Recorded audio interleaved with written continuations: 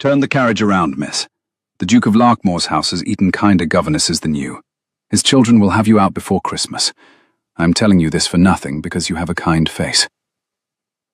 Hannah Linwood lowered her teacup in the parlour of the Black Hart Inn and looked across the rough deal table at the stranger who had spoken. He had folded himself into the seat opposite hers without being invited, and now sat with his gloved hands flat upon the wood, as though to prove that he carried no weapon other than warning. He was perhaps 40, well-shaven, well-dressed for a public room on the road to Larkmoor. A signet ring on his small finger caught the firelight. Gold, cut with the device of a falcon stooping at her hair. She did not know him. He did not introduce himself. He had simply chosen the moment her travelling cloak was drying on the back of her chair and the innkeeper had stepped into the kitchen, and he had used that moment to tell her that the Duke of Larkmoor's house ate governesses. "I have signed the post already," she said mildly, "and the children are expecting me by nightfall." The children. His mouth tightened around the word. The children expect a great many things, miss. They expected a mother last spring. They expected a steward who was not stealing from them. They expected the tutor in August who has not been seen since. Whatever they expect of you, His Grace will undo before the second Sunday. Hannah drew her shawl closer with the hand that did not hold the cup. Outside, a slow autumn rain had begun against the inn's small windows. She was aware, as she always was when a stranger took an unusual interest in her affairs, of the little carved horse in the inner pocket of her cloak, a child's toy she had carried for 6 years, polished smooth at the withers from her own thumb. She did not know yet why she thought of it just then. She would understand by Wednesday. "Sir," she said, "you have not given me your name." "A friend." He did not smile. "A friend who has watched that gate close on 3 young women in a year. The first wept. The second screamed. The third refused to speak of the place at all when she came back to her father's house. And her father, miss, was a magistrate. I urge you most earnestly to find another post." She set the teacup down. The clink of it was very small in the small room. "Then I shall be the 4th, she said pleasantly, "and we shall see whether I weep or scream or hold my tongue." She rose. She was 23, slim and bright-eyed, with the kind of face that strangers warmed to before they understood why. The innkeeper's wife had pressed an extra slice of seed cake on her without being asked, and the postboy had insisted on carrying her own portmanteau out to the yard before she could refuse him.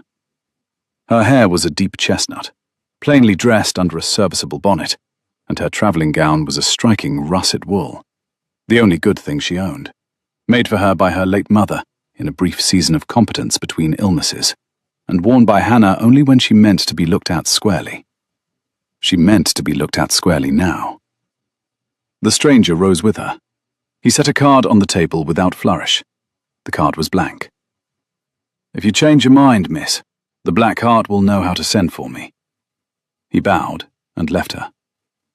She watched the door close behind him, and only then did she allow herself a small, controlled exhalation. Her left hand, she noticed, had crept inside her cloak and closed around the carved horse without her consent. She loosened her fingers one at a time.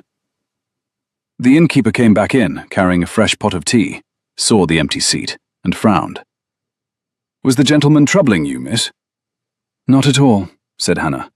"He merely wished to recommend an alternative employer.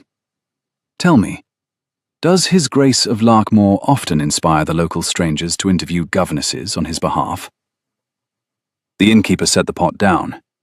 He had a broad, weather-worn face, and the careful courtesy of a man who depended upon discretion for his trade. "His Grace, miss, inspires the local strangers to a great many opinions, of which approximately none have been formed at his table.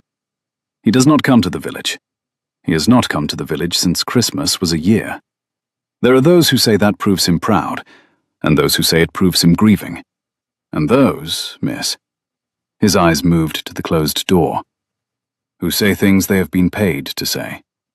I would not, were I you, take the third sort home in my pocket." Hannah picked up the blank card and turned it over.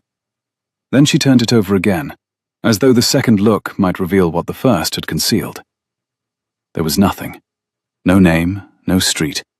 Only the pale impression where a printer's plate had once pressed a crest, and then been planed smooth. "Mr. Hodges," she said, "would you be so kind as to send my trunk to His Grace's gate by the next cart? I shall walk the last mile. I find that I should like to see the place at my own pace, before I see it at theirs." She paid for her tea. She tucked the blank card into the same pocket that held the carved horse. For company, she told herself, although she did not believe herself. And she stepped out into the slow autumn rain, to begin a position from which 3 young women had returned weeping, screaming, or silent. It was not yet 4 o'clock. The lane to Larkmore House ran east from the village between hedgerows hung with hips and haws, and the rain was the polite, persistent kind that did not drench, but glazed every leaf and made the gravel ring under her boots. She had walked perhaps half a mile when she heard the children before she saw them. They were not laughing. That was the first thing she noticed. 2 clear, careful voices, not raised, discussing. They were on the other side of the hedge, in what she would learn later was the home wood, and as she came round the bend she saw them through a gap. A girl of perhaps 8, in a plain, dark grey pinafore, holding tightly by the hand a smaller girl of perhaps 5, in the same plain grey, and both of them watching the lane with the still attention of creatures that have learned to look before they move.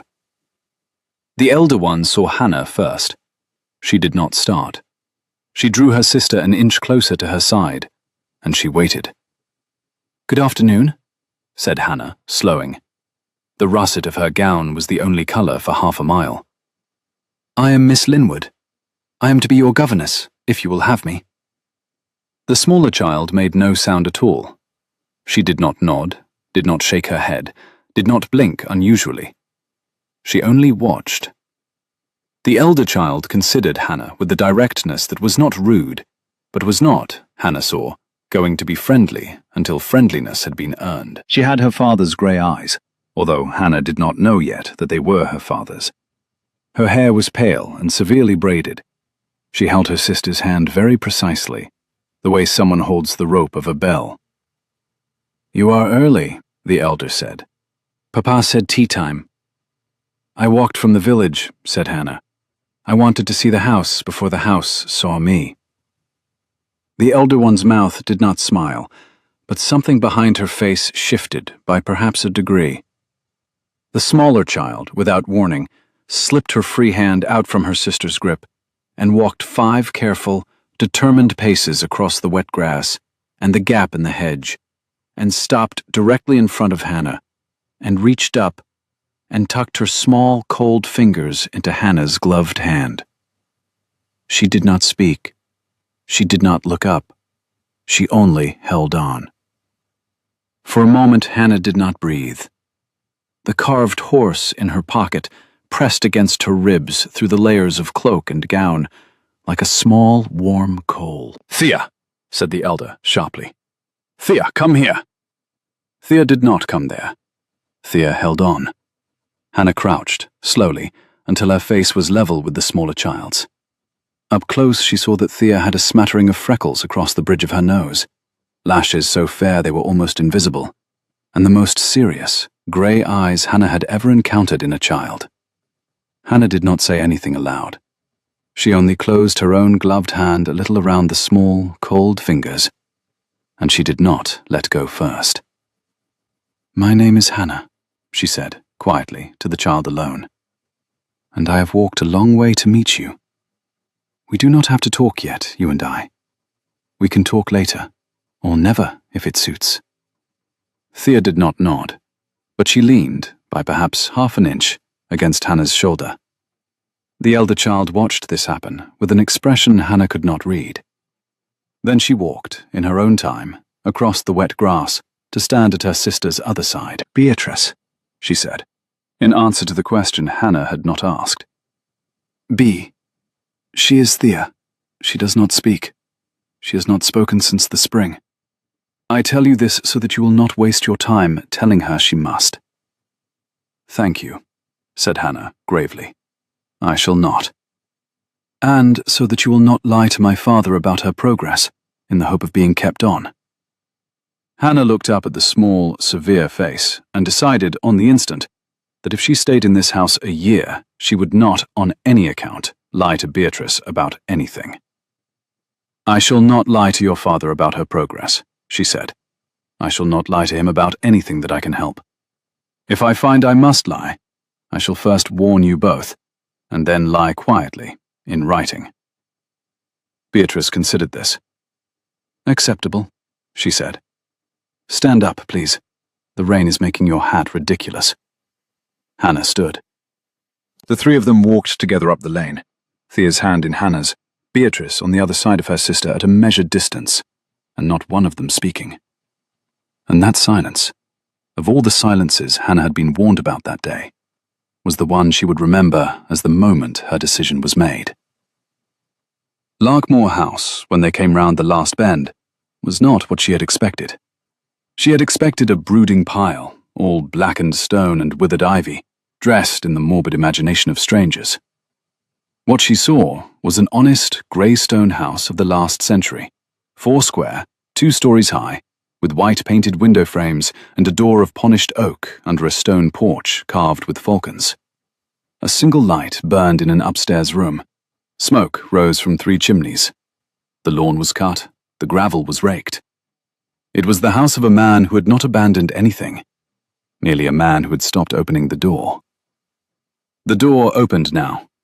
He filled the doorway. That was the first thing.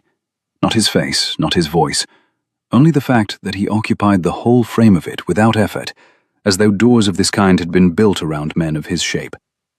He wore no coat over his shirt sleeves were rolled to the elbow, and his forearms were the corded, working forearms of a man who did not think of himself as being above his own land.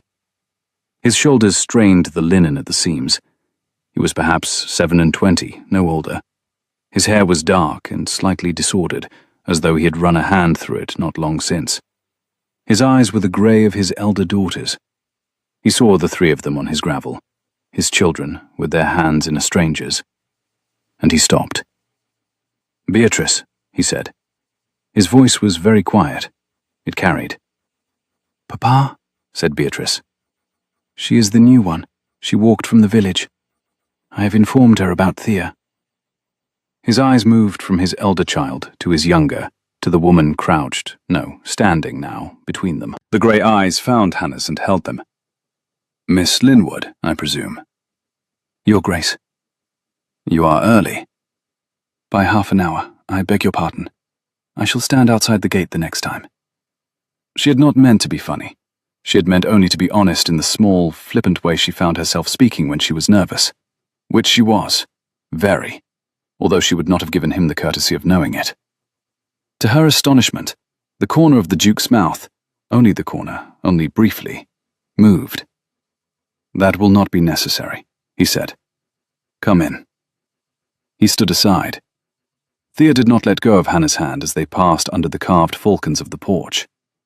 Beatrice stayed exactly half a pace behind her father, the way a small dignitary follows a head of state. The door closed behind them with the soft, well-oiled click of a hinge that had been recently attended to. Inside, the hall was warm, beeswax and wood smoke, an arrangement of late roses on a polished side table, a long turkey runner the colour of mulled wine. Hannah noted these things with the trained eye of a woman who had, in her time, carried tea trays through rooms a great deal less cared for. There was no dust. There was no neglect. There was, only, a kind of held breath about the place, as though the house had been waiting, very patiently, for something it had not yet been allowed to become. "Mrs. Pemberton will show you to your room," said the Duke. "Beatrice, take your sister upstairs and change her stockings. They are wet. Miss Linwood, I shall expect you in the library at 6. We shall speak before supper." "Yes, Your Grace." He inclined his head.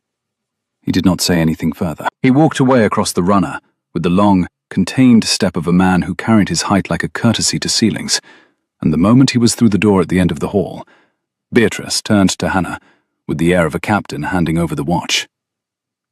"He is not as bad as the stranger told you," she said. Hannah's breath caught. Beatrice, who told you about a stranger? Beatrice looked at her with her grey, too old eyes. She did not answer. She took her sister's hand from Hannah's, with a small, apologetic pressure as though to say, I'm borrowing her back from you for an hour. And she led Thea up the staircase without a backward glance. Hannah stood alone in the warm hall, with her wet hat ridiculous on her head, the carved horse in her pocket, and the blank card from a man without a name. She had been in the house 7 minutes.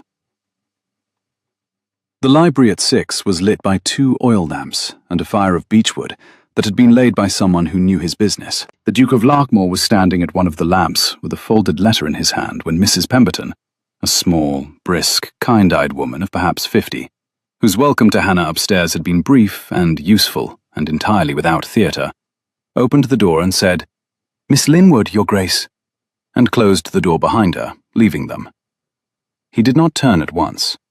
He set the letter down upon the desk, square-edged, and only then did he turn. Sit, please, he said. She sat. He did not. He stood with the desk between them, his hands flat upon its edge, and he looked at her for what felt like a long minute, and was probably 6 seconds. You met a stranger at the Black Hart this afternoon. It was not a question. Hannah folded her hands in her lap. I did, Your Grace. He warned you against this house. He did. In what terms? That it had eaten kinder governesses than I. The Duke's eyes were very steady. She could not yet read them. She could read only that they did not waver, did not slide, did not perform any of the small courtesies of evasion she was accustomed to from men in positions of power. And you came on regardless? I had signed the post. Many people sign posts they then unsign.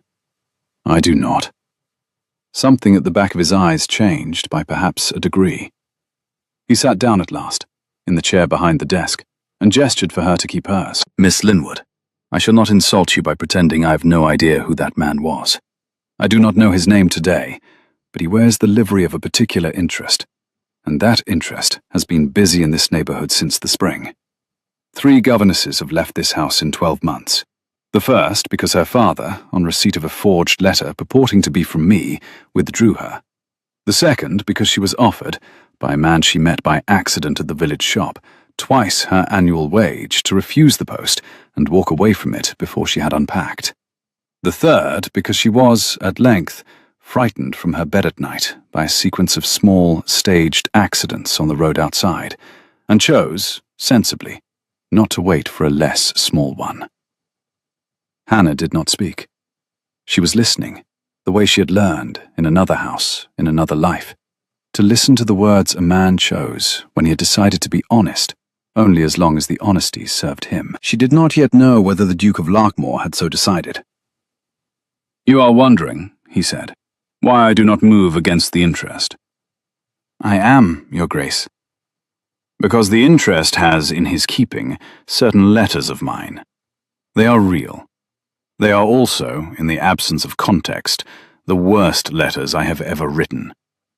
They were written to my late wife in the autumn before we lost her, when we were ill-matched and unhappy. And they would, if read in court, persuade a magistrate that I was a man my wife had reason to fear. I was not such a man. I did not love her.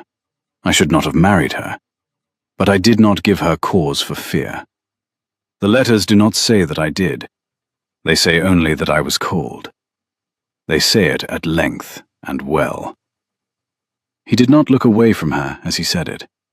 She found she respected him for that, and the interest threatens to publish them. The interest threatens to use them, Miss Linwood, in an application for the wardship of my children. He claims a moral case. The letters provide him with the moral case. If he wins the application, he becomes the children's legal guardian until Beatrice is of age, and the income of their mother's marriage settlement, which is not small, passes through his hands for the next 13 years. He would not harm the children. He would only spend their inheritance and return them to me at 21 with empty pockets and educations he had chosen. Your Grace, Why are you telling me this? He picked up the folded letter on the desk. He did not unfold it. He held it as though it weighed something more than paper, because the third governess, before she left, told my eldest daughter that I was a wicked man, and Beatrice has been waiting ever since to be told it again by someone she trusts. If you intend to leave, I should rather you left this evening than after my daughter has begun to like you. I shall pay your wages for the year regardless. I shall send you back to London in my own carriage. I shall write any reference you require. Decide now, please. It was, Hannah thought, the strangest job interview she had ever been given. It was also the most honest. She felt the carved horse in her pocket like a second heartbeat. Your Grace, she said, I have been in this house 7 minutes longer than I was in the inn. In that time, your younger daughter has held my hand without speaking, and your elder daughter has appointed herself my conscience. I have not yet unpacked. I do not know whether you are a wicked man. I shall reserve my judgment on you until I have caught you being one. In the meantime, I will not be paid off, and I will not be sent back, and I will not pretend to be frightened of letters I have not read by men I have not been introduced to. I shall start tomorrow at 8:30, if that suits. He looked at her for a long second. It will suit, he said. He stood, and so did she. She had reached the door before he spoke again. Miss Linwood. She turned. The stranger. Did you take any token from him? A card, a name, a direction? She put her hand into her pocket and brought out the blank card. She walked back across the carpet and laid it on his desk. He did not pick it up at once. He looked down at it. He looked at it the way a man looks at a footprint in his own garden. Thank you, he said. She left him with the blank card under his hand. In her own room, with the door closed, she took out the carved horse and set it on the little dressing table beside the candle. The horse was perhaps 2 inches long, of pale beech wood, the mane suggested rather than carved, the legs sturdy and intentionally too short. Her father had made it in the summer she was 17, the last summer in which her father had made anything at all, for her younger sister, who had not lived to use it. After her mother had also gone, 6 years ago in Bath, the little horse was the only object Hannah had brought out of that lodging house. She did not believe in talismans. She carried it because the thought of not carrying it made her light-headed. She had walked into a house with 2 motherless children and 1 widower, and within an hour she had agreed to stay. She did not yet know that the man who had set the blank card upon the deal table at the Black Hart wore the same signet ring her failing mother had pressed into her hand 6 years before, with a grey, trembling whisper of, "Do not let him in this room again." She would know by Wednesday. She would know on Wednesday because on Wednesday, the man would come to the door of Larkmore House and ask, very politely, after the children's health. But that was Wednesday. Tonight, she set the carved horse beside the candle, and she looked at it for a long time before she blew the flame out. Breakfast at Larkmore was at 8:30 in a small panelled room beyond the morning room, with a bay window onto the kitchen garden. The Duke was already at the table when Hannah came down. So was Beatrice. So, on a low cushion at her sister's elbow, was Thea. None of them were talking. Beatrice was buttering toast for Thea with the focus of a watchmaker. Thea was eating it. The Duke was reading a Gazette and ignoring his own coffee. "Good morning," said Hannah. "Good morning," said Beatrice gravely. The Duke looked up over the Gazette. His hair was damp. He had been outside. "Miss Linwood, will you take coffee or tea?" "Coffee, please." "Sit then." She sat. She had dressed in a plain bottle-green wool, her one other tolerable gown, and she had pinned up her chestnut hair severely, and she had decided, at 4 in the morning, that she was going to treat this house with the courtesy of a place she meant to stay in, which meant beginning as she meant to go on. Beginning meant breakfast. Beginning meant, also, addressing Beatrice's wholly silent younger sister, as though her silence required no explanation. "Thea," she said conversationally, "I am told that the Homewood has hazelnuts at this season, and I am very fond of hazelnuts. After lessons today you might show me where the tree is, if it is on speaking terms with us." Thea's grey eyes lifted from the toast. She did not nod. She blinked, slowly. Then she returned to the toast. "That," said Beatrice severely, "was a yes." "I shall take it as such," said Hannah. The Duke did not look up from the Gazette. The corner of his mouth, however, did the same not-quite thing it had done the previous afternoon on the gravel. Hannah took her coffee black and decided that she had won her first encounter of the day, although she could not have said with whom.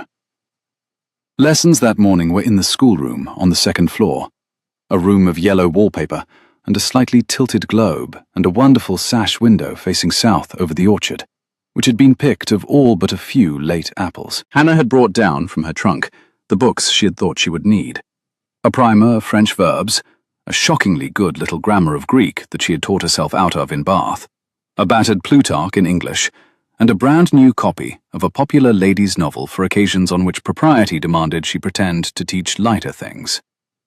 She set them in a row on the schoolroom table. "Beatrice," she said, "tell me, please, where you are." "I have read the lives," said Beatrice, with the air of a duelist offering a card. "Coriolanus and Cato I did not understand. The rest were tolerable." "Greek?" "My father has been teaching me." "How far?" "The third declension. I dislike it." "Everyone dislikes it. We shall continue.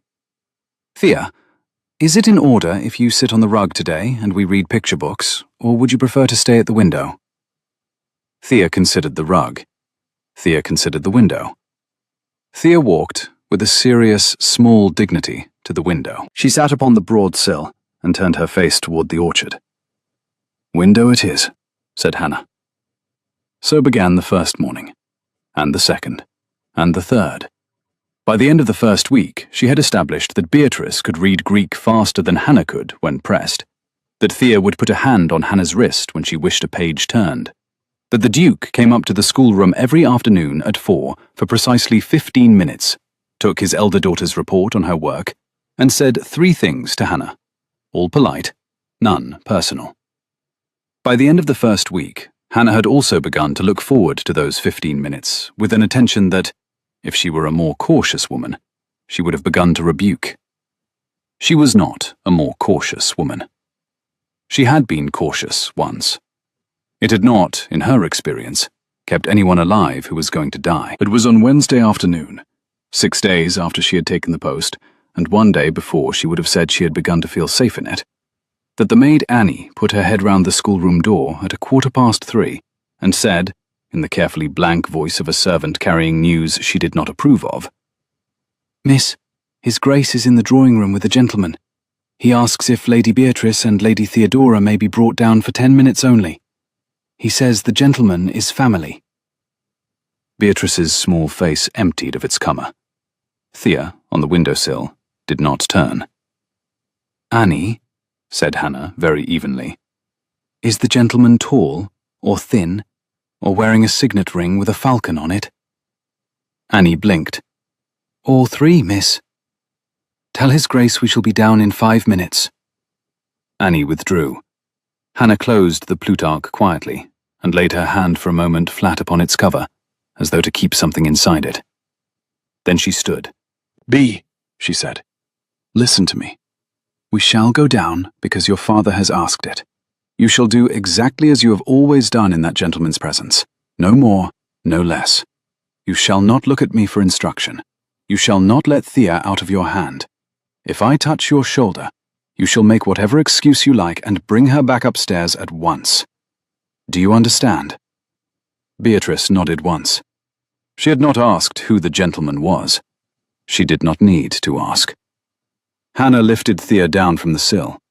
Thea's small fingers found her wrist in the place that had become their place. They went down the stairs together, the 3 of them, in silence, and as they crossed the hall toward the drawing-room door, Hannah looked once down at her own steady hand and thought, 6 years, and was surprised to find herself perfectly calm. He was standing at the window when they came in. He had his back to them, looking out at the lawn, both his hands clasped lightly behind him with the gloves still on. The light from the long windows fell across his coat, fell across the gold of the signet ring on the small finger of his left hand. The Duke was at the fire, very still. The man at the window turned. "My dear Beatrice," he said. "My dear Theodora, how you have grown." He did not look at Hannah.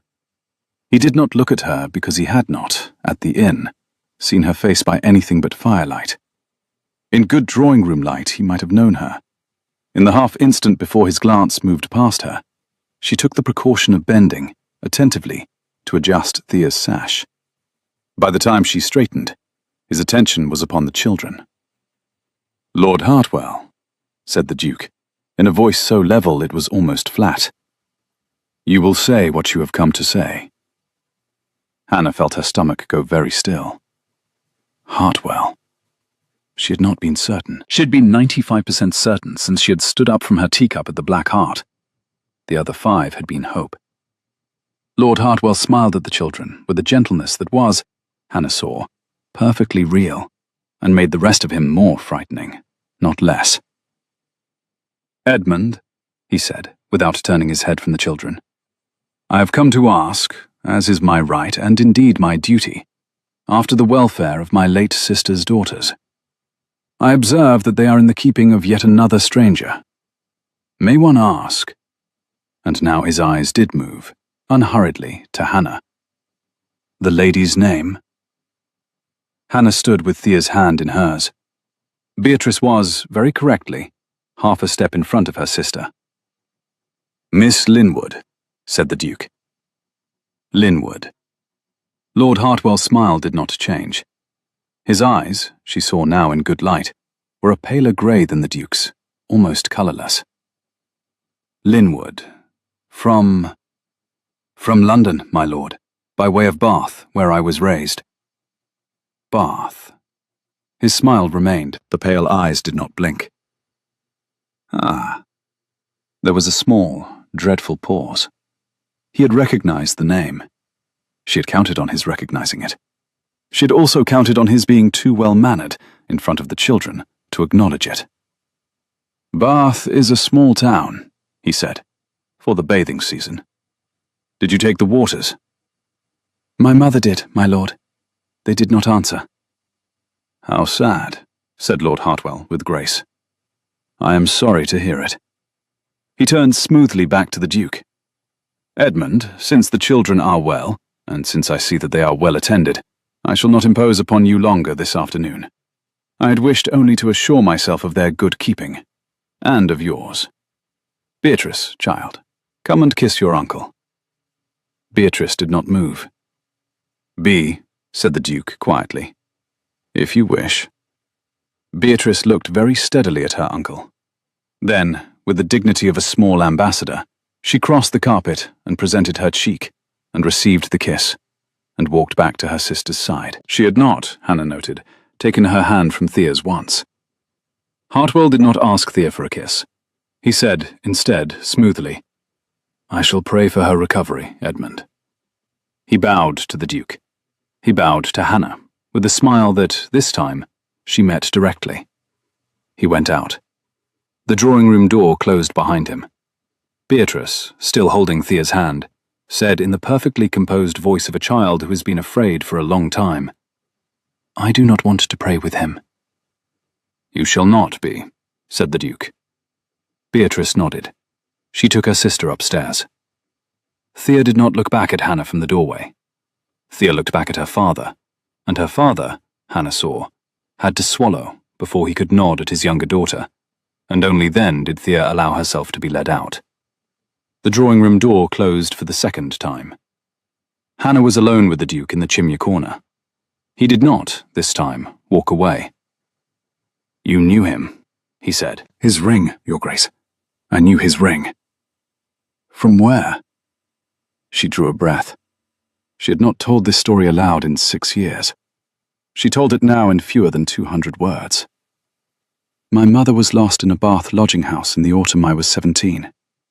We'd run out of money for the doctor, and a gentleman at the assembly rooms had heard of her case and called upon her with great kindness. He sat with her 3 afternoons. He held her hand. She paused only long enough to draw a breath.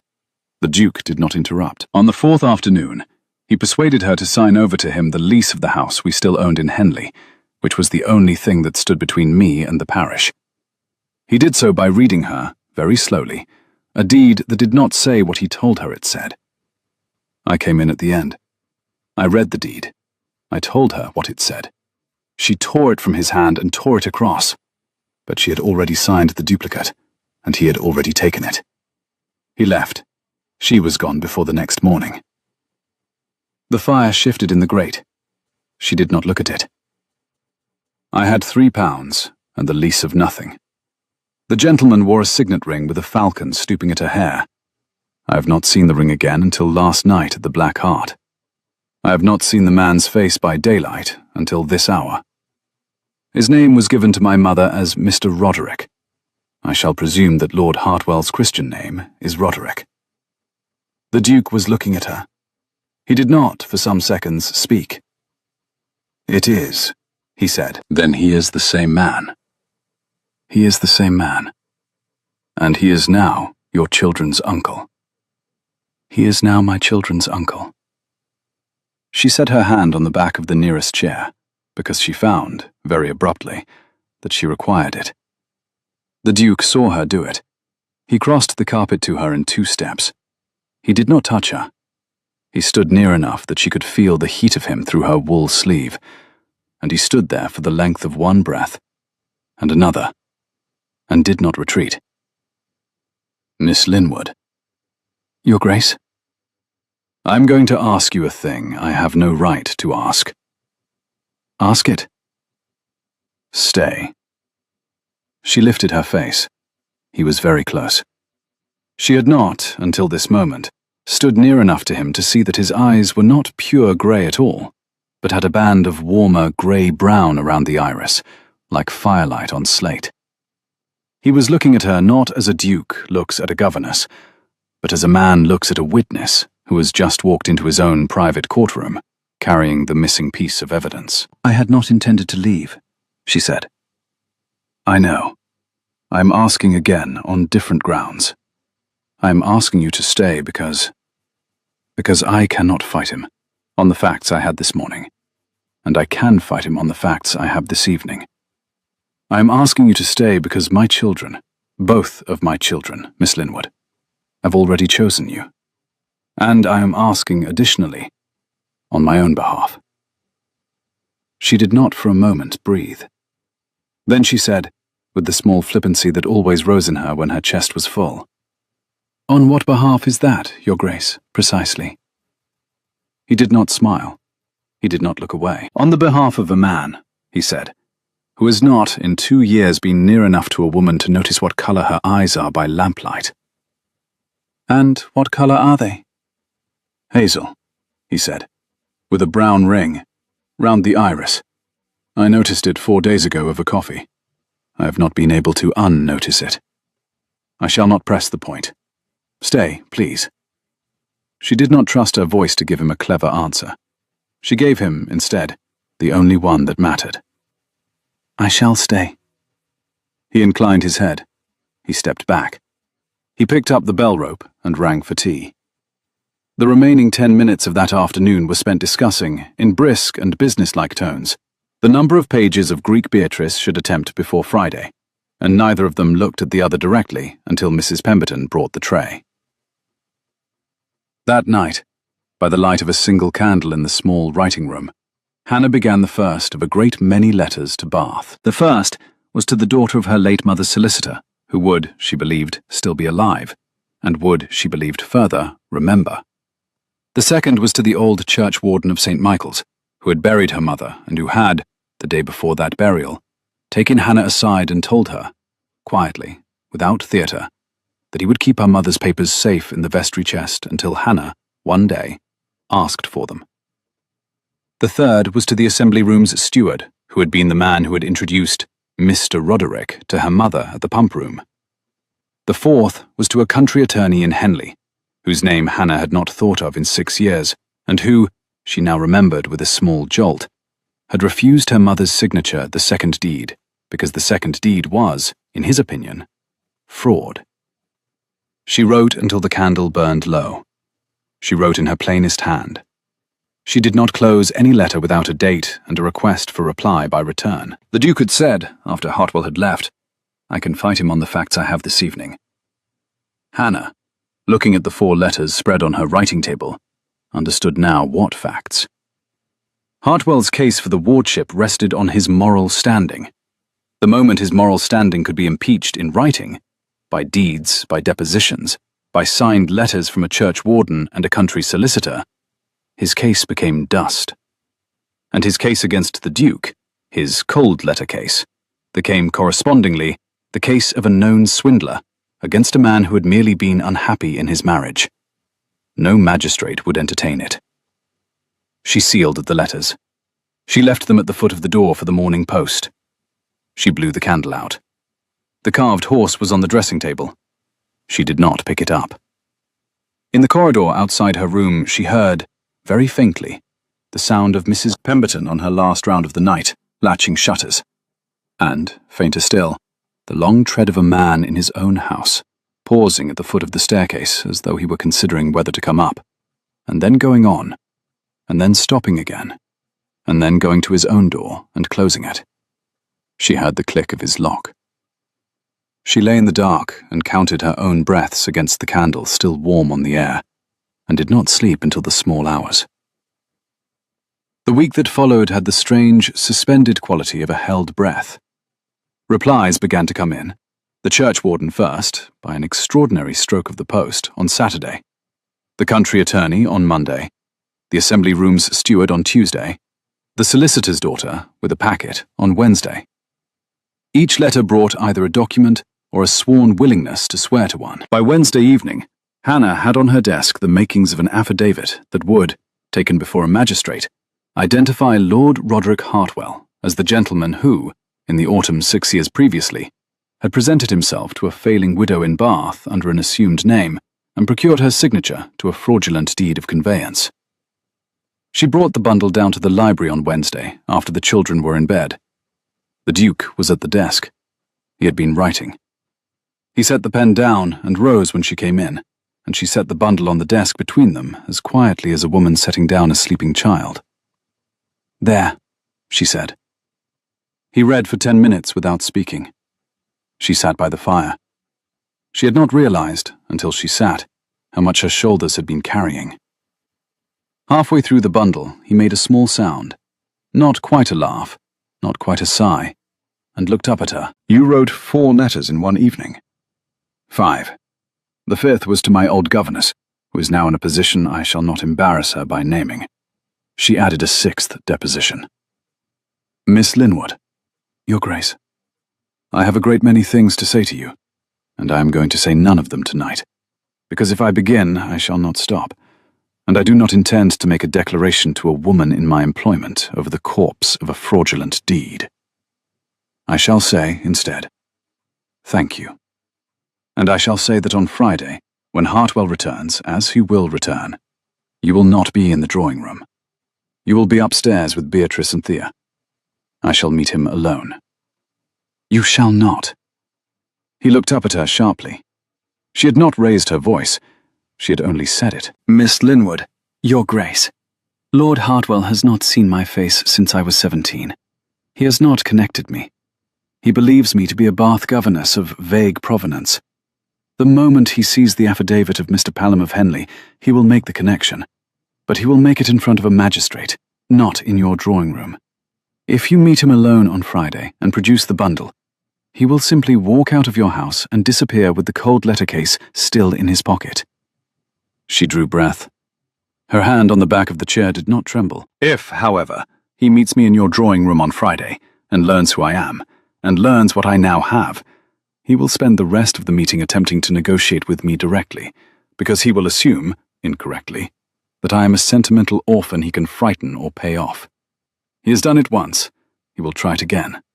While he is trying, you shall stand in the next room and listen at the door, and when I ring the bell, you shall come in with the magistrate, and we shall finish this in a single afternoon. I have written to the magistrate this morning.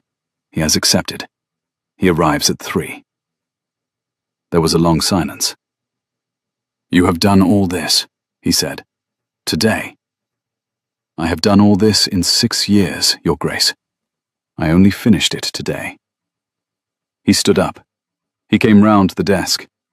He stopped when he was nearer to her chair than he had any business being, and yet not, she was acutely aware, near enough to touch her. He looked down at her. "You are an extraordinary woman. I'm a woman who has been waiting a long time to be useful. You and your children have given me an occasion. I do not wish to waste it." He sat down on the corner of the desk in a posture that was, by the standards of the house, almost informal. He looked at the fire for a moment. He looked back at her. "After Friday," he said, "I'm going to ask you something." "After Friday," said Hannah, "you may." He did not, then, come any nearer. He said only, "Good night, Miss Linwood." She rose and curtsied, properly this time, and took the bundle of letters with her, because she meant to read them once more before she slept. In the corridor she paused. Mrs. Pemberton was nowhere in evidence. From the open door of the small parlour she could hear, faintly, the irregular breathing of a child asleep on a sofa where she should not be. She crossed to the door and looked in. Thea was curled on the velvet sofa with a knitted shawl half over her cheek on her arm, her hair loose. She was asleep. Beatrice, Hannah saw with a movement of her heart she had not been ready for, had been sitting on the rug at her sister's feet, and had also gone to sleep, her cheek upon her own folded arm against the sofa cushion. 2 small girls, asleep in the warm room, in the warm house, with their hair coming undone. Hannah stepped in quietly. She lifted the shawl higher over Thea's small shoulders. She bent and gathered Beatrice, heavier now, 8 years old, beginning to be more a girl than a child, up against her shoulder, and then, with care, transferred her so that she lay alongside her sister on the sofa, rather than on the rug. Behind her, very softly, the door creaked. The Duke had followed her. He stood in the doorway. He did not come in. He looked at his children, asleep on the sofa, and at the woman bending over them, and his face did something she had not seen on it before. A small, complete unguarding, as though he had been carrying a held breath for 2 years, and had, in this room, in this hour, finally remembered how to set it down. He came in. He took up the second knitted shawl from the back of the chair, and laid it over Beatrice himself. His hand brushed Hannah's where she was tucking it round Thea's foot, and neither of them moved their hand for the length of 1 second. Then he straightened. So did she. They stood together over the sleeping children, a half pace apart, and he did not say anything, and she did not say anything, and the fire at the far end of the room cracked once and resettled. "Mrs. Pemberton will move them up presently," he said, in a voice not much above a whisper. "Yes." "Miss Linwood?" "Yes." "I shall not sleep tonight. Nor shall I." He smiled at last, a real smile, the first she had seen him give. It transformed him into a man of 27, rather than a man of 2 centuries. "Then we shall both be useless on Friday." "Then we shall be useless together." She left the parlour first, because if she had not, she was not sure what she would have permitted herself. She went up the stairs without looking back. She heard him, behind her, banking the parlour fire for the night. Friday was bright and sharp, with frost on the orchard and the smoke of the kitchen chimneys going straight up into a cold blue sky. The magistrate, a Mr. Carstairs of forthright reputation, arrived at 20 minutes to 3 and was placed, with admirable discretion by Mrs. Pemberton, in the small back parlour with a pot of tea, a copy of the affidavit, and the firm understanding that he was not to make himself known until the bell rang twice. Lord Hartwell arrived at 5 minutes past 3 in a hired chaise. He was shown into the drawing-room by Annie. Hannah, alone, was seated by the fire with the affidavit on her lap, in the russet wool gown. He saw her. He stopped just inside the door. "Miss Linwood." "My lord." "His Grace is—" "Indisposed for 10 minutes. He has asked me to receive you. Please sit, my lord." The tea is fresh." He did not sit. He took, instead, the position by the window he had taken on Wednesday, the position of a man arranging his light. Hannah did not rise. "I shall come straight to the point," she said pleasantly. "On Wednesday last, you addressed me as a stranger in the parlour of the Black Hart Inn, and advised me to break my contract with His Grace of Larkmore. You did so, you informed me, as a friend. You also addressed me on Wednesday as Miss Linwood of Bath when I returned through this drawing room with the children. On both occasions, I did not have the pleasure of recognizing your name. I have it now. I have, since Wednesday, also recovered a number of papers from Bath.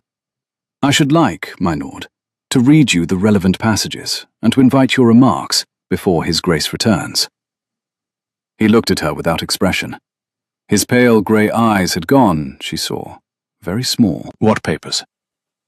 "A sworn statement from the Reverend Mr. Bramble, Churchwarden of St. Michael's, Bath, identifying you as the gentleman who attended Mrs. Mary Linwood in her last illness, and procured her signature to a deed of conveyance of the lease of Linwood Cottage, Henley. A second sworn statement from Mr. Pelham, attorney at law, Henley, confirming that the conveyance so procured was rejected on his desk as fraudulent, and that the duplicate, which you obtained in Bath, was, when subsequently presented for registration, refused on the grounds of forged witnesses. A third statement from Mr. Wicks, steward of the Assembly Rooms, Bath, identifying you as the gentleman who introduced himself in the pump room of October that year as Mr. Roderick of Berkshire. There is a fourth. I shall not bother you with the fourth unless you require it." She lifted her eyes from the bundle on her lap and met his. "You tried this once, my lord. You tried it on a woman who was already failing, and her 17-year-old daughter. You have come back, in a different coat, to try it again, with a forged moral case made of the letters of a young husband to his unhappy wife. And you have come back into a house in which one of those motherless daughters happens to be the very orphan you took out of Bath 6 years ago. I do not know how I should call this. I am not, my lord, in a vengeful frame of mind. I have lived too long with my mother's death to pretend to enjoy yours. But I am in a frame of mind to end you on paper, this afternoon, in this house, before the day is over."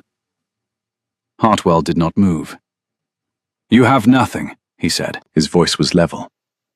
"You have a churchwarden in his 80s, and an attorney with a grudge. I have, my lord, a magistrate in the next room. I shall ring for him in a moment. Before I do, I should like to invite you to surrender the letters in your keeping, which you have been employing as an instrument of moral pressure against His Grace of Larkmore. You shall surrender them. You shall withdraw your application for the wardship, and you shall undertake, in writing, this afternoon, before Mr. Carstairs, never to approach the children of your late sister at any time during their minority. You shall do these things, my lord, in exchange for my undertaking that the affidavit on my lap shall not be presented to the King's Bench. If you refuse, it shall be presented on Monday. The choice is yours. I shall give you 30 seconds. She did not, in fact, look at the clock. She did not need to. She watched, instead, the particular small muscles at the corner of Lord Hartwell's mouth, the muscles she remembered from the lodging house in Bath, the muscles that had moved 6 years ago, when her mother had handed back his ring, with what was almost the last strength in her arm. Those muscles moved now. The pale eyes performed the rapid internal arithmetic of a man who has been outflanked by a piece of paper and a minor witness. He produced, after 20 seconds, from an inner pocket of his coat, a sealed packet. The letters. "Set them on the table, please." He set them on the table. "And the application?" "I shall withdraw it on Monday." "You shall withdraw it now, in writing, in the next room, in front of Mr. Carstairs. Mr. Carstairs has paper. Annie will show you in." She rang the bell, twice. Annie opened the drawing-room door, and behind her, with the deliberate gravity of a magistrate who has been listening for 10 minutes, came Mr. Carstairs. Behind Mr. Carstairs, with the deliberate gravity of a man who has waited 2 years to walk into his own drawing-room without a leash on his temper, came the Duke of Larkmore. He did not look at Hartwell. He looked at Hannah. Miss Linwood. Your Grace. Are you well? I am well, Your Grace. Mr. Carstairs, he said. Lord Hartwell has, I understand, a withdrawal to write. It took 11 minutes. It was done at the writing table by the long window, in the presence of the magistrate, with Hannah at the fire and the Duke standing at the chimney corner, and not, once, taking his eyes from the back of Lord Hartwell's coat. When the withdrawal was signed, witnessed, blotted, and folded into Mr. Carstairs's pocketbook, Hartwell turned. He bowed, very correctly, to the Duke. He turned to Hannah and bowed a second time, and into that bow he put a small, ironic acknowledgement that under any other circumstance she might almost have respected. My condolences, Miss Linwood, he said. On your mother. Belated. Accepted, my lord. Belated. He left. He did not, Hannah noted, take his hat from Annie's hands at the door. He was already wearing it. Mr. Carstairs took his tea in the dining room with Mrs. Pemberton, and his leave half an hour later, with the firm and entirely correct opinion that no further action would be required of His Grace beyond the burning of the letters in the drawing-room grate. The letters were burned. Hannah stood at the fire while the Duke fed them in one by one, and she watched the writing on the topmost sheet. I shall not pretend to feel what I do not feel, my dear. Curl and char. And she did not, for some reason, look away. When the letters were ash, the Duke straightened and dusted his hands once against each other. Miss Linwood. Your Grace. Will you walk with me in the orchard? I shall. They went out without coats. The sun was already low. The orchard, picked clean of all but the few highest apples, had that bare, generous look of a place that had given everything it had this year and was preparing to rest. The grass crackled under their boots. They did not walk arm in arm. They walked side by side, with 1 foot of cold air between them, the way a man and a woman walk when they are trying very hard not to be seen by themselves. They stopped under the largest of the apple trees. He turned to her. Hannah. It was the first time he had used her name. She found that she had stopped walking some moments earlier without noticing. Edmund, she said. She had never said it. She said it now. Yes, I know what you are about to say. Say it. I love you. Yes. I have loved you, Hannah, since the second afternoon. I did not have a name for it then. I have a name for it now. Yes. I am not asking you to be my children's governess. I am asking you to be my wife. I shall not pretend the question has been considered for the proper length of time. It has not. I shall not pretend that you have known me long enough to answer it. You have not. I'm asking it because the alternative, the pretense of asking it in 3 months as though we had not both already decided it, is, in this house, in our particular case, a kind of dishonesty I do not have the stomach for. Marry me, please. She looked up at him. She put her cold hand into his cold hand. She did not, this time, make a joke. I shall marry you, she said, on conditions. Name them. You shall not, ever, treat me as the woman who saved your children. I am the woman who married you. You shall not, ever, treat me as the woman who survived Bath. I am the woman who is here now. You shall be polite to Mrs. Pemberton at all times. You shall, in addition, call me Hannah in front of your daughters. And you shall, in addition, kiss me, here, under this tree, before we go in. Because if you do not, I shall be most unreasonable on the subject for the rest of the afternoon. He laughed. It was a real laugh. Then he kissed her. It was a slow, careful, wholly unembarrassed kiss, and she felt under his coat the steady, unhurried beat of a heart that had not been near a woman in 2 years, and she felt under her own glove the cold of the apple bark as her free hand braced against the trunk, and she felt, distinctly, the carved horse in her pocket pressed between them, and she did not move to remove it. He set his forehead against hers when he straightened. They stood like that, for the length of a breath. Hannah. Edmund. We must go in. We must. They went in. It was 3 months later, in a soft January that had thawed a fortnight early, that Hannah Linwood, Hannah Ashcombe now, 4 weeks married, very quietly at the parish church, sat by the fire in the small parlour, with Thea on her lap, and a book of pictures open between them. Beatrice was at the table, writing a letter to her godmother in Bath, with the air of a small ambassador composing a treaty. Edmund was at the desk by the window, going through an estate ledger, and looking up every few minutes for no particular reason except to confirm that Hannah was where he had last left her, which she always was. Thea reached up. Thea touched, very deliberately, the small mark on Hannah's throat, where a high collar had pressed all morning. Then Thea said, in a small, perfectly clear voice that had not, until that moment, been heard in any room of Larkmore House since the previous spring, "Hannah." The room did not move. Beatrice's pen stopped. Edmund's hand, on the page of the ledger, stopped. Hannah, who had been reading aloud the names of the animals in the picture, kept reading for 2 more words because her throat would not, immediately, do anything else.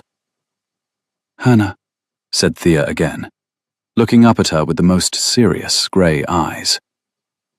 "Yes, my love." "Hannah, I am here." "Hannah." A small, severe pause. Then, Papa.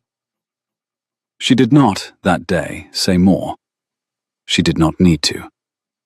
Beatrice, very correctly, set her pen down and crossed to the sofa and leaned her brow against Hannah's shoulder for a long moment without saying anything either. Because some things in this house were now established in silence rather than in speech. Edmund stood up from the desk and came and knelt by the sofa and put one large, careful hand on Thea's small knee and one large, careful hand on Hannah's. And he did not speak either, because he had been told several months previously that under this roof the body came first, and naming what the body meant could wait. On the mantelpiece, between 2 beeswax candles, stood a small, pale beechwood horse. It had been there since November. Its mane was suggested rather than carved. Its legs were sturdy and intentionally too short. A child's thumb, usually Thea's, occasionally Beatrice's, sometimes, on certain nights, Hannah's, had recently taken to polishing the withers smooth. The polish was already considerable. By spring, it would be considerable enough that one would have to stop and remember to be glad of it. Outside, beyond the long window, a slow January rain had begun against the glass. It was the polite, persistent kind that did not drench but glazed every leaf and made the gravel ring under the boots of anyone who chose to walk in it. No one, this afternoon, chose. They sat together by the fire. A man, a woman, 2 girls, a small wooden horse, and Hannah, who had been warned by a stranger in a public room that this house ate kinder women than herself, found that she had been invited by a small grave child with hazel bread on her chin and a single careful word in her mouth, to be the kindest woman she had ever been. She had not turned the carriage around. If you are listening to this somewhere far from any house at all, and a stranger has lately been kind enough to warn you off something you had already decided to walk toward, I hope you will not turn the carriage around either. Tell me, in the comments, whose hand it was that you held on first. And if the story warmed you, stay with us, and the next one shall be ready by the next fire.